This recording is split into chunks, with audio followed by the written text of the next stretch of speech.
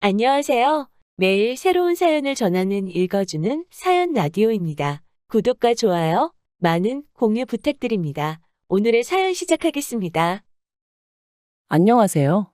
결혼한 지 20년 된 40대 여성입니다. 지금도 제가 어쩌다 이런 일을 겪게 된 건가 싶은데, 이날이 때까지 제가 얼마나 대단한 업적을 이룬 것은 아니어도 남에게 피해주지 않고 최선을 다해서 열심히 살았거든요. 그런데 최근에 시부모님을 비롯한 시댁 식구들과 겪어야 했던 갈등은 제가 제대로 살아온 게 맞나 싶은 의문을 갖게 하네요. 정말이지 생각하면 할수록 어이가 없다니까요? 남편하고는 처음 대학교에서 알게 된 사이예요. 다만 같은 전공은 아니었는데 어쩌다 보니 같은 교양 과목을 듣게 되면서 서로 안면을 트게 되었죠. 참고로 당시 저는 2학년이었고 남편은 막 복학한 저보다 4살 많은 선배였어요. 그래서 저는 남편이 남자로 보이고 안 보이고를 떠나 그냥 너무 불편했는데 남편은 아니었답니다. 자기 말로는 저한테서 빛이 나더라며 첫눈에 반했었다나요? 하지만 남편이 아무리 듣기 좋은 말을 해줘도 별로 개의치 않았어요. 사실 그때만 하더라도 저는 누구랑 연애를 하는 것에는 별 관심이 없었거든요. 그래서 남편이 사귀자고 할 때마다 이 핑계 저 핑계 대가며 번번이 거절했는데, 글쎄, 남편이 포기를 안 하는 거예요. 그리고 그게 1년 이상 지속되니까 나중에는 어이없기도 하고 웃기기도 하고, 얼마나 내가 좋으면 저 오빠가 저러나 싶더라니까요. 그래서 결국 알겠다고 했어요. 이제 와서 말이지만 솔직히 당시 제 속마음은 그래 사귀자는 거지 결혼하자는 것도 아닌데 사귀어보고 아니다 싶으면 차버리지 그런 생각도 있었거든요. 하지만 제 예상과는 달리 저희 두 사람의 연애는 8년이나 이어졌고 결국엔 부부의 연까지 맺게 되었네요. 이제 와서 말이지만 결혼까지의 과정이 순탄치만은 않았어요. 사실 결혼 이야기가 막 나오기 시작했을 때만 하더라도 당장 저희 친정 부모님부터가 더는 시간 끌지 말라며 이러다 결혼 안 하게 되면 저도 그렇고 남편에게도 좋을 거 없다시며 성하셨거든요. 그리고 남편은 진작부터 결혼 이야기를 꺼내던 사람이었으니 저희 친정 부모님의 이런 말씀을 너무나 기쁘게 받아들였어요. 그런데 문제는 그 시기에 아버님이 하시던 사업이 부도가 나버린 거죠. 사실 아버님 사업이 조금씩 어려워지고 있는 건 남편을 통해 들은 바도 있고 해서 저도 어느 정도 알고는 있었는데 그래도 그렇게 빨리 무너져 버릴 줄은 몰랐거든요. 정말이지 이걸 어떻게 친정에 말해야 하나. 말 그대로 미치겠대요? 솔직히 헤어져야겠다는 생각은 안 했기에 어떻게 친정 부모님을 설득해야 하나 그 걱정이 더 컸던 것 같아요. 그런데 안 좋은 일은 연달아 온다더니 그게 끝이 아니었습니다. 아버님 사업이 어려워지자 빚쟁이들이 집에 찾아오기 시작했거든요.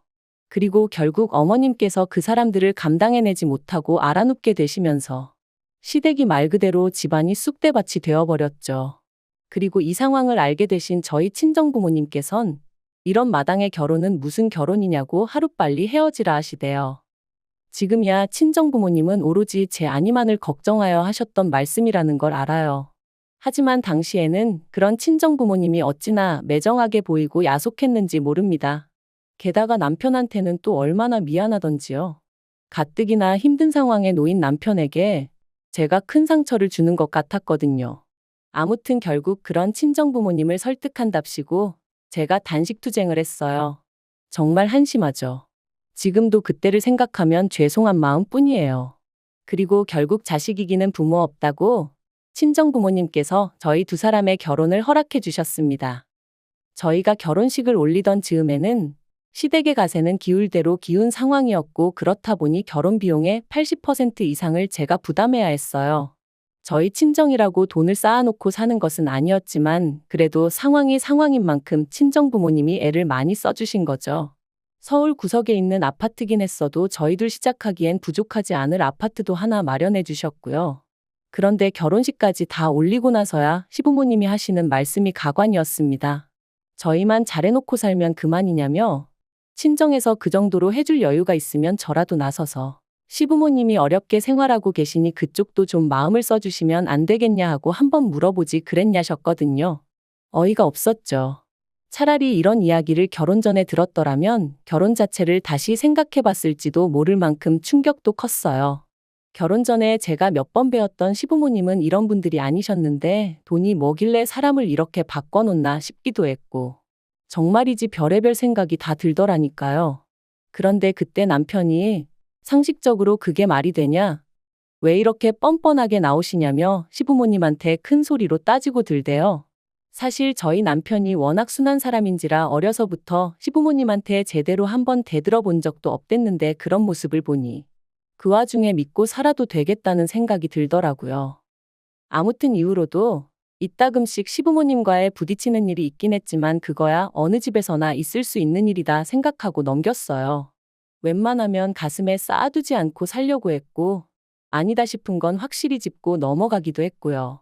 그리고 그렇게 지내다 보니까 어느 순간부턴 시부모님도 더는 억지 쓰는 일이 없으셨고 저도 어느 정도는 제 입장을 내세울 수 있는 그 정도의 사이가 되대요. 그러다 저희가 결혼한 지 6년 차가 되던 무렵이었습니다. 제가 육아 때문에 쉬다가 복직한 지 얼마 되지 않았을 때기도 했고요. 좀처럼 동네 분들하고 어울리는 일이 없으셨던 어머님이셨는데 하루는 당신도 꽃 구경이 가고 싶으시다며 동네 분들과 나들이를 다녀오시겠다는 거예요. 그래서 저는 잘 생각하셨다고 다녀오시라 했지요. 그런데 며칠 뒤 평소처럼 직장에서 일을 하고 있는데 어머님이 크게 넘어지셨다는 연락을 받았습니다. 놀라서 한달음에 병원으로 쫓아가니 끙끙 앓고 계신 어머님이 누워 계시대요. 어쩌다 넘어지셨냐니까 다른 사람들 걸음이 어찌나 빠르던지 그거 쫓아가다가 넘어지셨다는데 얼마나 속상했는지 몰라요. 그리고 의사가 하는 말이 원래도 관절이 안 좋으셨던 것 같다면서 이참에 수술을 받으시는 게 좋겠다더군요. 어머님도 수술만 받으면 날아다닐 듯 걸어다닐 수 있을 거라 생각하신 건지 받고 싶어 하시는 눈치셨고요. 그래서 제가 신우들에게 상의차 연락을 했는데 신우 둘 다 하는 말이 보험도 없는 양반 무슨 돈으로 수술을 시키냐입니다. 그러면서 노인네가 무슨 나들이는 나들이냐고 그걸 가라고 부추긴 제가 문제라는 식으로 몰아가는데 어이가 없었죠. 자기들은 어머님 모시고 어디 한번 가지도 않았으면서 제가 다 화가 나더라니까요. 그래서 돈 문제면 신경 쓰지 말라고 했어요. 사실 제가 저희 친정부모님 보험 들면서 시부모님 것도 들어놓고 있었거든요.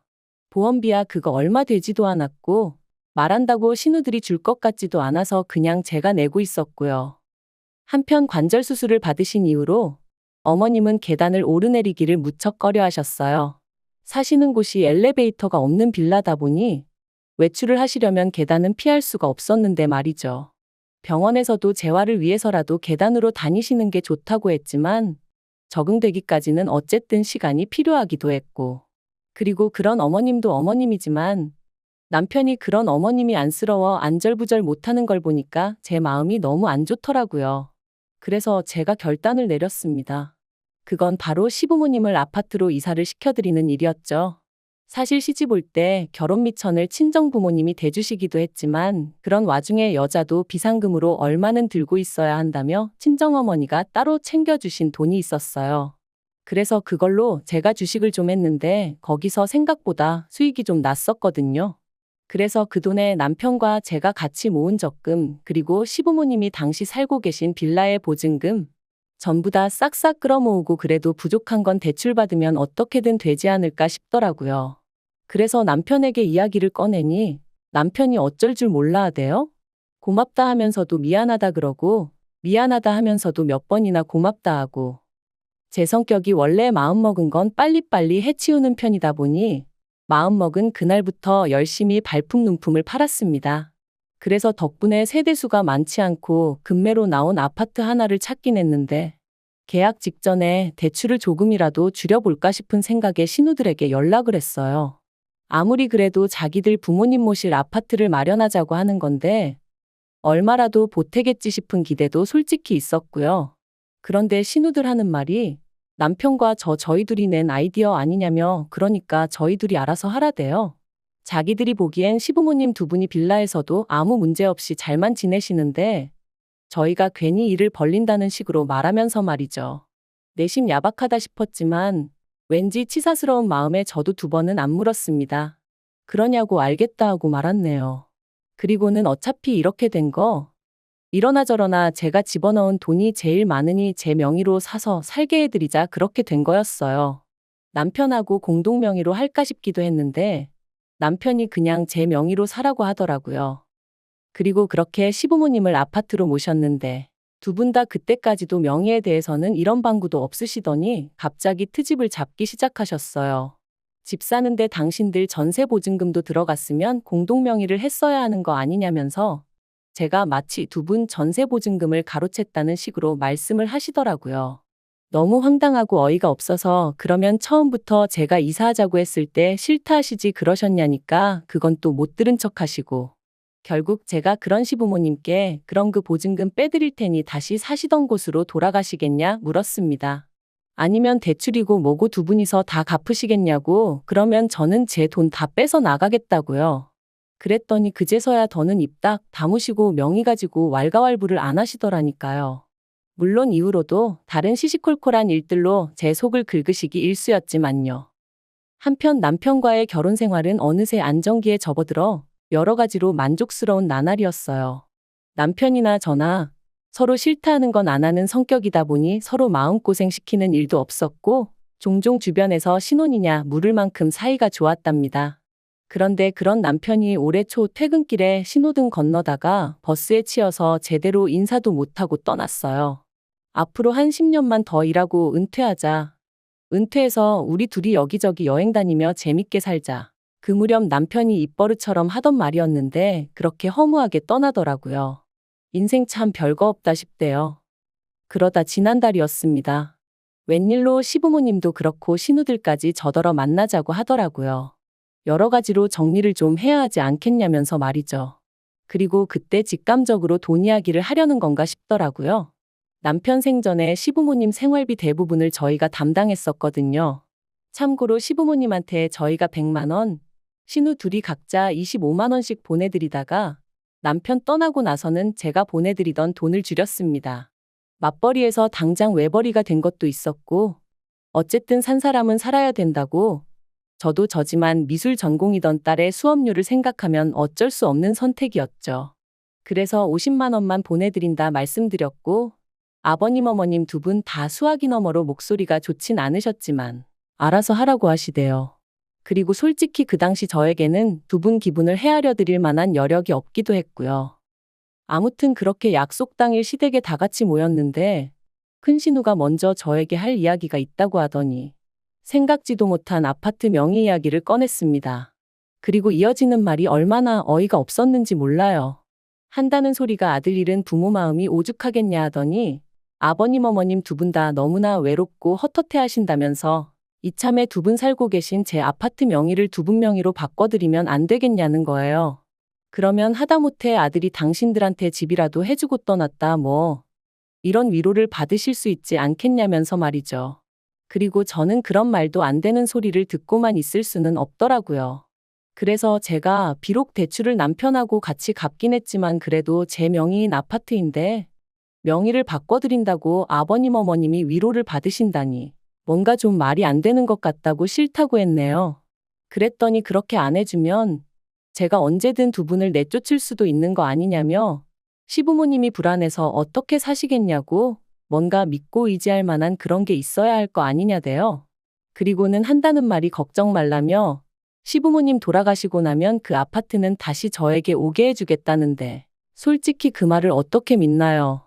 막말로 제 손 떠나고 나면 끝이잖아요. 그래서 그래도 싫다.